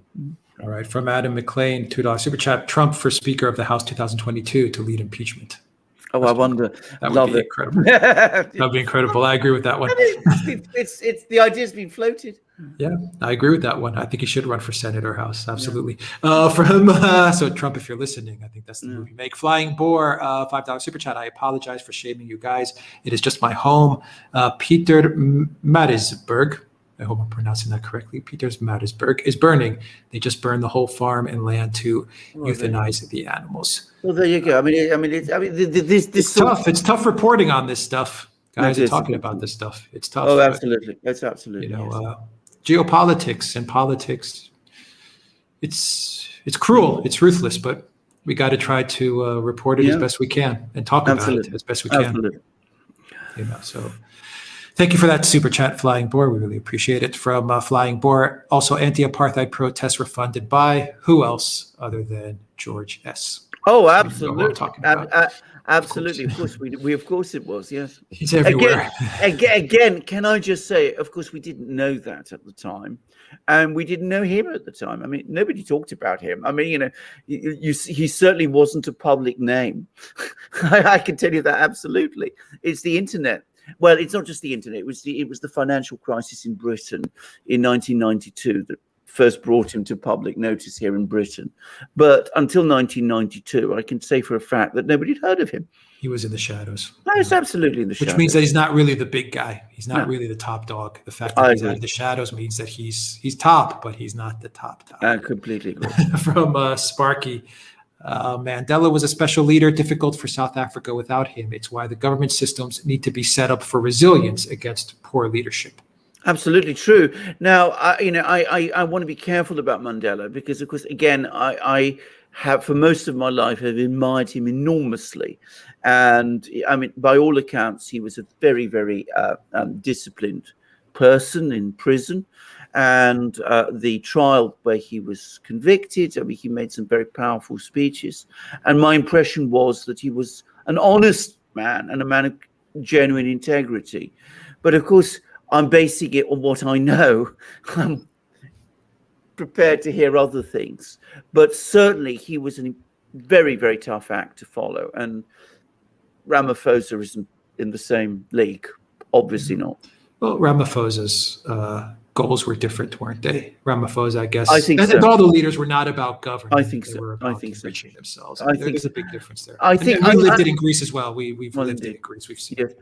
I think that that certainly Mandela, when he talked about democracy and building a stable society and wanting people to educate and all those things, I think he was sincere. That was certainly the impression I got at the time when he came out. What was going on around him, I am not sure. And of course, it's also important to say that he hadn't any experience when he became president of managing and leading big institutions. He'd no experience of government, of running parties, or anything of that kind. He'd gone from being a lawyer to being an activist to being a prisoner to being a president. That's a very, very complex. That's not a very, very good teaching for that hard work of management that you need to be able to do if you're going to make something work. Yeah. To be a good president, you do need to, I believe you do need to be a good manager. Absolutely. Yeah. You need to be a politician, a lifelong politician, to me, just doesn't cut it anymore. No, absolutely not. You need to have that knowledge of how things work, and that attention to detail. And you need to be prepared to put in the hours. You need to work 15, 18 hours a day in, day out, give up your weekends, especially if you're doing something like running a country like South Africa in the middle of a transition. Very tough thing. And you need to build up a team of reliable people that you can trust and you can actually work with. And again, I don't get the sense that Mandela did the second at all. I mean, people like Mbeki and all sorts of other people like that were already very much part of his team. So he never created a tough and disciplined and loyal team of competent managers around him. And without that, I mean, you'll achieve nothing. Yeah. From Sentinel, 50 pounds super chat. Thank you very much for that super chat. Sentinel, excellent reporting, guys. Very informative. Keep it up. Yeah. Thank you very much for that. From Sparky, things would have been different for Africa as a whole if Mandela, Ambassador Stevens, and Gaddafi were still around. Well, they were certainly very different. I mean, Mandela, it has to be said. I mean, I always got the impression he didn't really very much want to be president, which is part of the problem. I mean, he left very quickly, and without preparing a transition or training a new generation of leaders or doing anything like that. Gaddafi was an unusual leader, but it has to be said that he did manage to raise the human development level in Libya to a remarkable degree. I'm afraid I've forgotten that I missed the name. Ambassador Stevens. Stevens. Well, there we go. Well, that's tied to. Yeah, so Yeah, all right. Thank you very much for that, Sparky. From Magnesia Shan, Mandela actually said that he wanted Ramaphosa to lead, but only after he made money so that he would be unbribable. Like Rama, he's knocked around in a troubled sea. Well, that shows extraordinary bad judgment.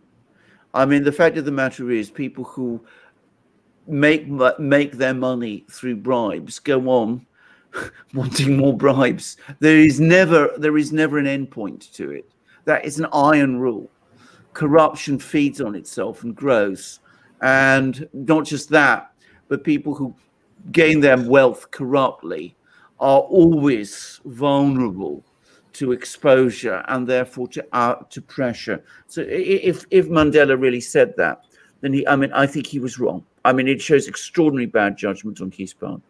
From Flying Boar, how does Putin keep up with Erdogan? I mean, he is reckless, irresponsible, and a troublemaker.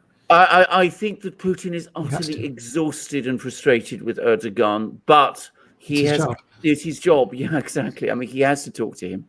He has to talk to him, absolutely. Yeah. It must be very difficult, but sometimes in life you have to deal with very difficult people. Absolutely. It's just one of those things.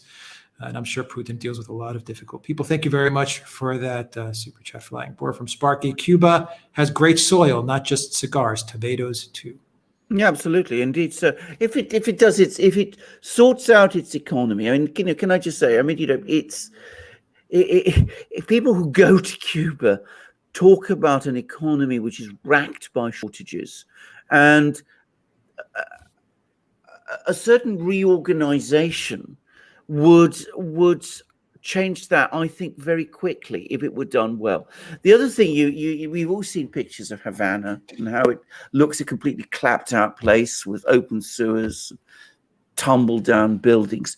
The reason that happens, I am sure, is because the government's tax revenue is being misallocated. They're probably spending that money on things like keeping open loss-making factories, which if they closed them down and redistributed those workers and let those workers set up their own businesses and then, or perhaps employed them to refurbish Havana, it could all work. It could be done to work.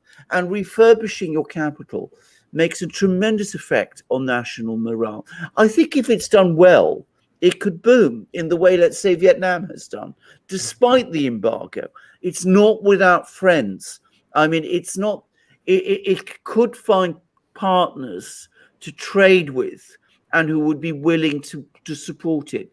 But they look at the system at the moment and they say, this isn't going to work. If we simply give them money, we're just sustaining something that sooner or later is going to break down. Yeah, from Anatoly, want a more stable leader, suit China more. Want a more stable leader, suit China more. Well, I am a convinced Democrat. I mean, and when I talk about democracy, I don't mean these very malformed systems that we see evolving now. But I mean, I'm a convinced Democrat, partly because I believe democratic governments are governments that possess legitimacy and are therefore stable. And the great and supreme example of this is the United States. I have always said that, in my opinion, the reason the United States became the great power of the world is precisely because of the stability of its political system, which was founded and anchored upon the Constitution, which eventually made the United States into a democracy. Now, China doesn't have that. Perhaps one day it will. And I hope that it does. And I think that would make for a more stable system, a stronger and more resilient system than China has at the moment. But that is for the Chinese people themselves to sort out and work out for themselves. I believe one day they will. I'm confident that one day they will. But I come back to what I said. Nothing is predetermined. Yeah. From Rainy Steps, thank God for Eastern Europe. 549 super chat. Thank you very much, Rainy Steps. Thank God for Eastern Europe. I agree with that. Yeah. From Flying Boar, $5 super chat. You guys should bring Ernst Rowitz from Afroforum. Yeah. A think tank that helps Afrikaans farmers. Yeah. right. I'm making note of that. Thank you very much. Flying Boar from Sparky. $2 super chat. Ran track with South Africans 40 years ago. Sad for them. Thank you very much, Sparky, for that. Super chat from Stan Littman. $4.99 super chat. I protested the shanty at JHU in 1983. Lived in the ghetto. I told you so. U.S. on deck. Thank you very much for that super chat as well from Adam McLean. $2 super chat. Speaker Trump plus impeach plus smoking gun is equal to POTUS again. That is the plan for Trump. Well, we'll see. We'll see. I don't think, by the way, it works. Well, actually, no, wait a moment. I mean, the order is, isn't it? President, vice president, and then speaker. Yeah, yes. So maybe it does work. Sorry, I hadn't. I just think it would be cool if he was in Congress. I think it would be great. Yeah. It would be great before he ran for president. That would be, boy, would that be a great news cycle. From Flying Boar, $5 super chat. Greece won the Euro in 2004 against Portugal. What was it like? Oh, I'm sure. I was there. I was actually on the streets, Sparky, and we were going crazy. We knew we were going to win it, though. We knew, Alexander, we were going to win it. It was just one of those things. But yeah, I remember going on to the streets in all the way to Ammonia and Sindangma, and just people were just going crazy. Yeah, that was when Greece hit its pinnacle.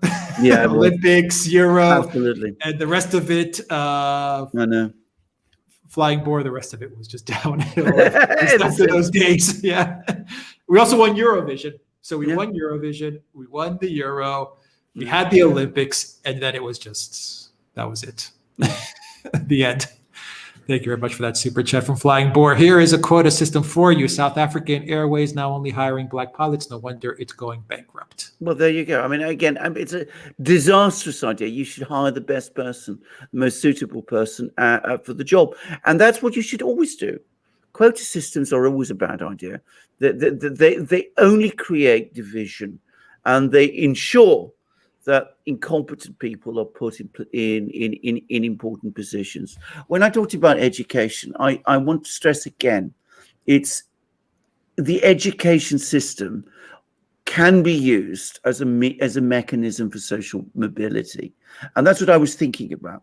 So, build on the education system that existed before, invest more in it, send your people, maybe, as China, by the way, very cleverly did, send your people to educational institutions in the West or elsewhere, fund them to go there, get them educated, get them qualified, and then they can start to succeed in recruitment cycles, and you will achieve remarkable things. Yeah. All right. Anatoly has a super chat where he follows up. He says, I meant a more stable leader in Turkey for China. Ah, okay. Yes. No, I agree. Sorry. I misunderstood you completely. But no, I agree. A more stable leader in Turkey for China would be very, obviously. Trouble is, for the world, trouble is, if you follow Turkey closely, I mean, you know that it's the political system has never fully stabilized. There was the revolution, the overthrow of the monarchy back in the early 20s by Mustafa Kemal Atatürk, and he established the Republic of Turkey. But then that became a dictatorship. I mean, he was essentially the dictator of Turkey, and then he died, and that created a political vacuum.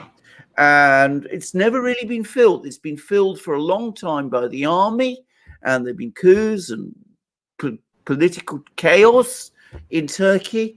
And then one of the things that seemed to be happening with the rise of the AKP is that finally we did start to see a more stable civilian political system in Turkey. And one of the great tragedies is the way that has all been lost. And the worry is that if the AKP collapses, we could revert back into that earlier period of instability which had plagued Turkey for so long, because the political system's underpinnings are not secure. I can remember in the 1970s when it did seem for a time as if Turkey was about to descend into outright civil war. So it's not a country that has a strong history of institutions and of stability on which to fall back on. And the worry is, if Erdogan is overthrown and the AKP collapses, it could go back to, instead of stability, you'll get the opposite. All right, from Hunger, to be fair, education equality is meaningless to development. Look at Lebanon and Syria, extremely overeducated, and so they all leave. Law and order is far more important than education. And Cuba too. I mean, Cuba's problem, Cuba has a highly educated population, but the economic system there has worked against its development. Everything, as I said, is connected. When I talked about education, I don't mean that in isolation. What I was talking about education as better than the system of quotas, getting badly educated people and putting them into top positions, because that's your quota system, is not going to make for a more equal society. It's going to make for a divided society. And that's what I was talking about where education is concerned. But education can only succeed if you have the correct economic system, the correct economic structures, and that obviously has to be underpinned by a proper system of law and order. That ought to go without saying, and a proper court system and a proper justice system and all of that. All right, from Big Bush Ape Tits, thank you for today. £5 per shot. Thank you very much for that. From Sparky, maybe Michael Caine should be given another chance to sort things out in South Africa like he tried in the movie Zulu. Well, great Michael Caine. Great Michael Caine, absolutely. I wonder what people feel about Zulu, that film, nowadays. I don't think it could be made. No, I absolutely don't think it could be made. Yeah, preparation is power. 699 super chat. Can the Russia and China strategic blah blah be maintained after Xi and Putin? The countries complement each other very well, but I worry they could be split. Well, indeed, and of course, absolutely true. And can I just say, we had a very interesting letter from somebody who reproduced some comments a Russian oil executive made about, which basically, were negative about the relationship with China, and said that the Chinese were taking advantage of Russia and they were taking the space program technology and using that for themselves, and the joint projects for joint helicopter and all that weren't working, and that the idea of building an aircraft wasn't going to happen. You hear a lot of people like this.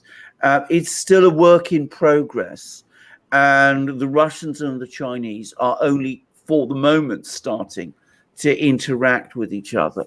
And I've heard rumors, I can't obviously confirm them, that one of the reasons why Putin did stay on was precisely because the Chinese felt that he was essential to keep him there in order to keep the relationship stable and to enable it to grow to the point where it gained critical mass and became irreversible.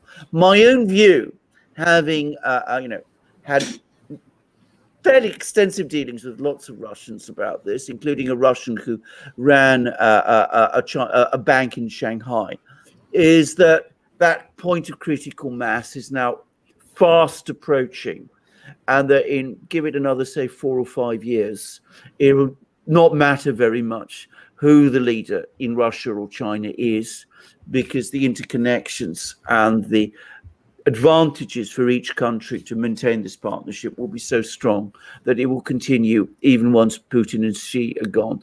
But there is the worry that we're not there yet, but I think it will come. All right, from Sparky, technically someone doesn't even need to be a congressman to be elected Speaker of the House. It's a very good statement. It is a very good statement. Is that true? No, I presume. I'm not familiar with the internal rules. Which I presume could very well be true. Yeah, that's a very, very interesting statement from Marit. Italy, Iran have more close relations compared to Iran relations with other Western countries. Italy helped Iran develop the oil and gas industry. Iran even wanted Italy in the JCPOA negotiations. Yeah, Italy has an active diplomacy and some very, very capable diplomats. And it's a country we're going to be doing a lot of. Yeah, we're going to have a good surprise on a good Italy show coming soon. Yeah, so soon. Stay tuned. We're going to be doing some very interesting shows on Italy. From Flying Boar, it's not just whites. It's not just a whites, Indian, farmers, and blacks are being killed in South Africa. Absolutely. I mean, it's important to stress this is if you divide the country up, muddle up its economy, create all these problems, everybody at every level suffers. It's essential to understand this. Either you all move forward together, or you all move down together, and it's a tragedy that people don't seem to understand that. But I think in some cases, and we come back to what Alex said about Cuba, there are people who, of course, benefit from this chaos and who do very well out of it, and we would never underestimate that. And that's always a factor in these crises that should never be underestimated. The sharks are always there in the pool. You need to keep them on. You need to be aware of that before you jump into the pool. Yep. From Ken Barber, first the spiritual, then the natural. The overthrow of the oligarchs will follow God's spirit rising in humanity to overthrow the oligarchs.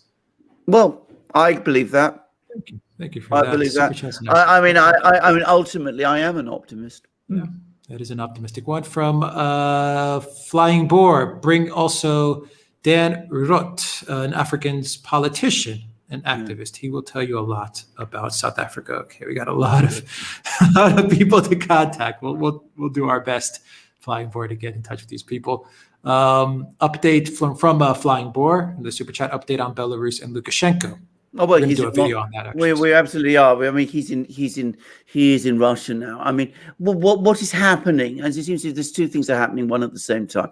On the one hand, Lukashenko still is very much in control, as far as I can tell, but he is now increasingly integrating. He's forced to integrate his economy increasingly with Russia's, and around the autumn, we're going to see a whole lot of agreements being reached to integrate the industrial, agricultural system, eventually the banking system, the tax system, and perhaps eventually, sooner or later, even a currency system. So all that's going on the one hand. That's one track. But I also get the impression that there is also an incredible amount of momentum now on the part of some people in the West to try and engineer some kind of regime change in Belarus. So we're going to see the two things happening. We'll see which one prevails, whether it will be the a consolidation that's happening between Russia and Belarus, or whether it will be the color revolution agenda that will win out. It's going to be very important to see. Victoria Nuland's on it. And absolutely. Victoria, that's not a joke. Victoria Nuland. No, absolutely. She's on the case. Absolutely. Of course she is. So keep that in mind, guys. From Sparky, the final super chat. If enough pro-Trump congressmen were elected in 2022, they can elect a non-congressman Trump as speaker and have a tandem impeachment for Joe and Kamala. Indeed, in which case he would become president. It's very interesting. I mean, I mean, the American political system is full of surprises, if I may say, and that would certainly one. Yeah. And from Flying Boar, super chat just came in. Lukashenko said very bad things about pro-Russian Eastern Ukrainians while they were fighting for their lives. He absolutely did. And he backed Ukraine. I mean, the Russians were furious with him. And now, of course, he's actually imposed a hard border. He's closed the border with Ukraine. And, of course, he's had to reverse his positions completely.